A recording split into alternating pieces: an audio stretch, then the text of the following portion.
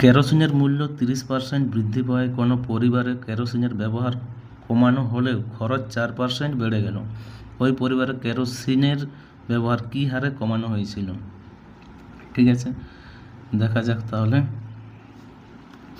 যদি 130 টাকাতে যদি আমি 100 ইউনিট দ্রব্য পাই, ঠিক আছে, দাম বৃদ্ধি হওয়ার ফলেও কিন্তু আমাকে 104 টাকা দিয়ে আমাকে কিনতে হচ্ছে। তাহলে 104 টাকা দিয়ে কত পাবো? 100/130 ইন্টু 104, ঠিক আছে, 0 0 কেটে গেল, 13 8, ঠিক আছে। তাহলে আমি কত পাচ্ছি? 80 ইউনিট দ্রব্য পাচ্ছি।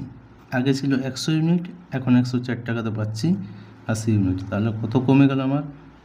20 ইউনিট আমি কম পাচ্ছি, ঠিক আছে। এই 20 ইউনিট আগে কত ছিল না? 100 ইউনিট ছিল।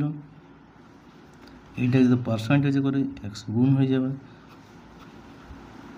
20%।